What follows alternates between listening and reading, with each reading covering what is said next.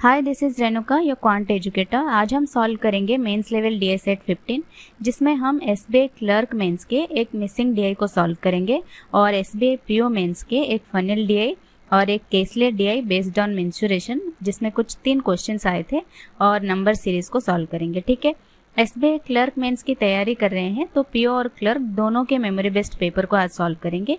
ये 2019 के memory based question है, 2020 के भी जल्दी प्रोवाइड करूंगी। और एक रिक्वेस्ट करना चाहूँगी वीडियो स्टार्ट करने से पहले कि जैसे कि ये मेमोरी बेस्ड क्वेश्चंस है तो आप लोग पहले खुद क्वेश्चंस को आंसर देखे बिना सॉल्व करने की कोशिश करना, क्योंकि ये आपको भी पता चलना ज़रूरी है कि रियल एग्जाम पैटर्न के क्वेश्चंस आप सॉल्व कर पा रहे हो कि नहीं, है ना। और फिर मेरा अप्रोच देखना और at the end of the session comment करना कि आपने कितने क्वेश्चन अटेम्प्ट किए। ठीक है, so without wasting any more time let's begin the session with the funnel DI. पहले फनल डीआई, फिर नंबर सीरीज, फिर मेंसुरेशन करेंगे और लास्ट में मिसिंग डीआई सॉल्व करेंगे। ठीक है, so let's have the DI. ये है फनल डीआई, इसको फनल डीआई कहते हैं। देखो क्या कह रहा है, data is available for different stages of progress of loan distribution fair.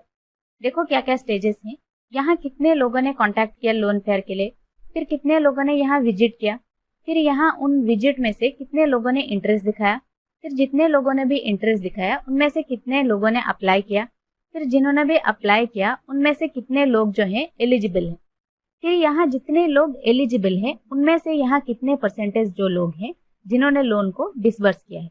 ये है पूरा का पूरा डेटा। अब हम क्वेश्चंस को सीधे सॉल्व करते हैं। देखो क्या कह रहा है पहला question, if 5000 people did not show interest and 6400 people did not visit the fair, find the total number of people contacted। यानी इसका वैल्यू हमें निकालना है। इसका वैल्यू कैसे निकालोगे, पहले इसका वैल्यू निकालना पड़ेगा। यानी यहाँ नंबर ऑफ पीपल विजिटर कितने होंगे, जिन्होंने इंटरेस्ट शो कराया और जिन्होंने इंटरेस्ट शो नहीं कराया। तो यहाँ इंटरेस्ट शो कराया कितना है, 9600। नहीं कराया कितने कह रहा है क्वेश्चन में, 5000। कितना होगा टोटल, 14600। इसका वैल्यू निकल कर आया। फिर नंबर ऑफ पीपल कॉन्टेक्टेड कितने होंगे, जिन्होंने विजिट किया है और जिन्होंने विजिट नहीं किया है। तो यहाँ विजिट किया है 14600, नहीं विजिट किया है क्वेश्चन में क्या कह रहा है, 6400। इनको मिला दो, 14000 6000 कितना होगा, 20000। ये 64 1000 21000 विच इज इन ऑप्शन ए। तो ऑप्शन ए यहाँ पे करेक्ट आंसर होगा। ठीक है, अगला क्वेश्चन देखो क्या कह रहा है, if out of people who have applied 2880 were not eligible, then how many are eligible। तो यहाँ अप्लाइड कितने हैं, 36% ऑफ 9600। तो यहाँ पहले 36% ऑफ 9600 करो, फिर उसमें से 2880 माइनस करो, फिर आंसर निकालो। इतना लंबा प्रोसेस करने की कोई जरूरत नहीं पड़ेगी। तो यहाँ 9600 हो या चाहे कोई भी बड़ा अमाउंट हो, उस अमाउंट से हमें कोई लेना देना नहीं है, हमें सिर्फ परसेंटेज से मतलब है। जितने लोग भी अप्लाई किए हैं उनमें से जो नॉट एलिजिबल है उनसे हमें मतलब है। ठीक है, तो यहाँ परसेंटेज जो है एलिजिबल का कितना है, 20%। तो नॉट एलिजिबल कितना होगा, 80%।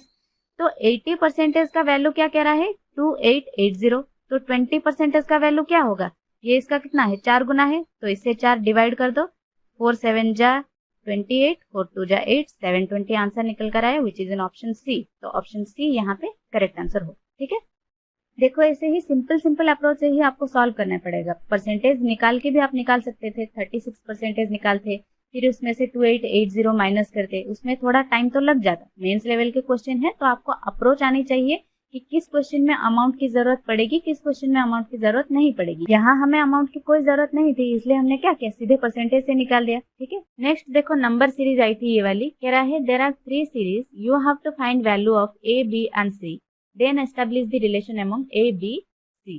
तो यहाँ आपको तीनों वैल्यू निकालनी पड़ेगी ए बी और सी की, तभी इस क्वेश्चन का आप आंसर कर पाओगे। देखो यहाँ डिफरेंस कितना है, 600 का। यहाँ डिफरेंस कितना है, 120। यहाँ कितना है, 30। यहाँ हमें नहीं पता है, यहाँ भी हमें नहीं पता। ठीक है, देखो यहाँ क्या हो रहा है, इंटू 5 होगा तभी 600 हो रहा है। यानी यहाँ 30 से इंटू 4 करोगे तभी 120 हो रहा है। यानी यहाँ कितना होगा, इंटू 3। तो किससे इंटू 3 करोगे तो 30 होगा, 10। यहाँ इंटू 2 मतलब यहाँ 5 आना चाहिए। 766 से कितना माइनस करोगे, 5 माइनस करोगे तो कितना होगा, 761। यानी इससे 10 माइनस करोगे तो 751 हो रहा है। यानी ये सीक्वेंस करेक्ट है। तो यहाँ कितना आंसर हुआ, 761। यहाँ देखो क्या सीक्वेंस है, यहाँ बीच में मिसिंग है, ऐसे सीरीज को हमेशा लास्ट से करो। यहाँ क्या डिफरेंस है 1, यहाँ क्या डिफरेंस है 2, यहाँ 1 माइनस हो रहा है, यहाँ 2 प्लस हो रहा है, तो यहाँ 4 क्या होगा माइनस होगा। 765 से 4 माइनस होगा तो कितना होगा 761। यहाँ पे क्या होगा 8 प्लस होगा, 761 में से 8 प्लस हो रहा है तो कितना है 769, यानी ये सीक्वेंस फॉलो कर रहा है। तो यहाँ भी क्या निकला 761। यहाँ देखो क्या सीक्वेंस है, यहाँ 23 है, यहाँ 24 है, तो इंटू 1 प्लस 1 का हो रहा है। यहाँ भी इंटू 2 प्लस 2 करो, इंटू 2 प्लस 2 कितना होगा 50 है, यानी ये सीक्वेंस फॉलो कर रहा है। तो यहाँ इंटू 3 प्लस 3 है, यहाँ कितना होगा इंटू 4 प्लस 4। 153 इंटू 4 प्लस 4 कितना होगा 150 इंटू 4 कितना है 600। 3 इंटू 4 कितना है 12 और प्लस 4 यानी 616। तो ये दोनों सेम है, ये इससे कम है, तो क्या होगा A is equal to B greater than C which is in option B। तो ऑप्शन B यहाँ पे करेक्ट आंसर होगा। ठीक है, यहाँ देखो क्या डिफरेंस है 5, यहाँ 10, यहाँ 17, इनके बीच का डिफरेंस 5, इनके बीच का डिफरेंस 7, तो इनके बीच का डिफरेंस कितना होगा 9। 17 में 9 ऐड करोगे तो कितना होगा 26, यानी 134 में 26 ऐड करोगे तो कितना होगा 160। ए का निकला 160। बी का देखो यहाँ डिफरेंस कितना है -15, यहाँ डिफरेंस कितना है +20, तो 5 ऐड हो रहा है, तो यहाँ कितना होगा -25, यहाँ कितना होगा +30, तो 110 + 30 कितना होगा 140। बी कितना निकला 140। सी का देखो यहाँ फर्स्ट में मिसिंग है तो लास्ट से करो, 300 105 है, तो इंटू 3 करोगे तो नहीं होगा, इंटू 3.5 होगा तो होगा। यहाँ पे इंटू 2.5 है, यहाँ पे इंटू 1.5 है, तो यहाँ क्या होगा 0.5, यानी किसका आधा करोगे तो 80 होगा 160 का, तो इसका भी निकला कितना सी का 160। तो A is equal to C greater than B which is in option A, तो ऑप्शन A यहाँ पे करेक्ट आंसर होगा। ठीक है, नेक्स्ट देखो मेंसुरेशन से 3 क्वेश्चन आए थे। देखो क्या कह रहा है, an apple piece of r centimeter radius has cut into x equal pieces, top surface area of each piece was 0.77 centimeter square, but later on it was found 50% of piece was rotten, so the remaining 50% was cut into x minus 3 pieces of 0.616 centimetre square each। ठीक है, एक Apple piece है जिसका radius क्या है r है, उसको x equal pieces में कट किया गया। Top surface area of each piece क्या कह रहा है 0.77 सेंटीमीटर स्क्वायर है, तो टोटल सरफेस एरिया क्या होगा x इंटू 0.77। ठीक है, फिर कह रहा है 50% ऑफ पीस वाज रोटेन, जो बचा रिमेनिंग 50% है उसको x माइनस 3 पीसेस में कट किया गया ऑफ 0.616 सेंटीमीटर स्क्वायर ईच, यानी इस 50% का क्या होगा एरिया x माइनस 3 इंटू 0.616। ठीक है, ये 50% का है तो 100% का क्या होगा इंटू 2 होगा। ठीक है, तो यहाँ 77 से 616 को काटोगे तो किससे कटेगा 8 से कटेगा। 8 इंटू 2 कितना होगा 0.8 इंटू 2 1.6, तो 1.6 को 16 करोगे तो कितना होगा यहाँ पे 10, तो यहाँ 10x इज इक्वल टू यहाँ 16x माइनस 48। ठीक है, तो 6x इज इक्वल टू कितना 48, तो x कितना निकल कर आया 8। पहले क्वेश्चन में क्या कह रहा था find out the value of x, तो x निकला 8 which is in option D, तो ऑप्शन डी यहाँ पे करेक्ट आंसर होगा। नेक्स्ट क्वेश्चन देखो क्या कह रहा है, find out the circumference of original piece, यानी 2 पाई r हमें निकालना है। r हमें नहीं पता है, पहले क्वेश्चन में हमने क्या निकाला था एरिया, यानी pi r square 8 into 0.77, 22/7r square is equal to 8 into 77/100। r square कितना निकलेगा 8 इंटू 77/100 इंटू 7/22, यहाँ 11 से काटो 2, 11 से काटो तो 7, 2 से काटो तो 4, तो r कितना होगा 2 इंटू 7/10, 2 से काटो तो 5, तो r कितना निकला 7/5। यहाँ प्लेस कर दो 2 इंटू 22/7 इंटू 7/5, 7 से 7 कटा, सरकमफ्रेंस कितना निकला 44/5। विच इज इन ऑप्शन ए। तो ऑप्शन ए यहाँ पे करेक्ट आंसर होगा। ठीक है, अगला क्वेश्चन देखो क्या कह रहा है। If entire pie would have been cut into 11 identical pieces, what would have been top surface area of each piece. Total surface area हमारा क्या था, 8 इंटू 0.77। 11 आइडेंटिकल पीसेस कह रहा है, डिवाइड बाई 11 कर दो, कितना होगा यहाँ 7, 8 7 कितना होगा 0.56, विच इज इन ऑप्शन डी। तो ऑप्शन डी यहाँ पे करेक्ट आंसर होगा। ठीक है, let's have the missing D I and here it is. देखो क्या कह रहा है, the table given below provides the percentage of number of students from 5 different colleges who got placed in various companies during campus placement in the year 2017. It was recorded that all students from all colleges got placed.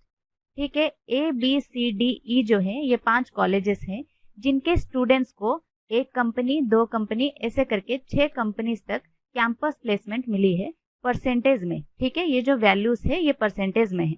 ठीक है, और ये भी कह रहा है कि हर college से सभी स्टूडेंट्स को प्लेसमेंट मिला है, यानी ये जो ऑल स्टूडेंट्स की बात कर रहा है ना, इसका मतलब 100% है, यानी ये टोटल मिला के 100% होना चाहिए। ठीक है, और ये जो मिसिंग वैल्यूज है ना, इनको हमें निकालना है क्वेश्चंस को करते वक्त। ठीक है, चलो पहला क्वेश्चन करके देखते हैं क्या कह रहा है। So this is the first question. देखो क्या कह रहा है, in A 320 students were placed in at most 2 companies which is 60 less than the number of students in E who were placed in at least 5 companies. Find the ratio of total number of students in A and E.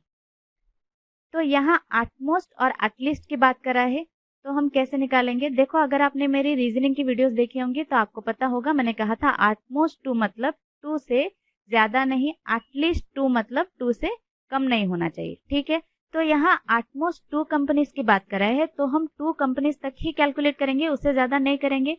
College ए की बात कर रहा है। ठीक है, तो placed in 1 company में कितना है 25, 2 कंपनीज में कितना है 15, इनको मिला दो कितना होगा 40। 40 का वैल्यू क्वेश्चन में क्या कह रहा है 320, तो 100 का वैल्यू क्या आएगा, 0 से 0 कटा, 4 से काटो तो 8, 800। टोटल स्टूडेंट्स किसका निकल कर आया, ए का निकल कर आया। ठीक है, फिर हमें ई का निकालना है। फिर आगे क्या कह रहा है, देखो विच is 60 less than the number of students in E who were placed in at least 5 companies. तो ये जो 320 है ये 60 लेस देन है ई से, तो ई का कितना होगा 320 प्लस 60 कितना होगा 380।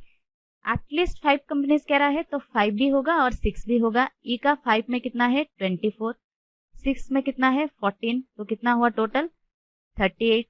38 इज इक्वल टू 380, तो 100 कितना होगा 1000। ठीक है, ये निकल कर आया ई का टोटल स्टूडेंट्स।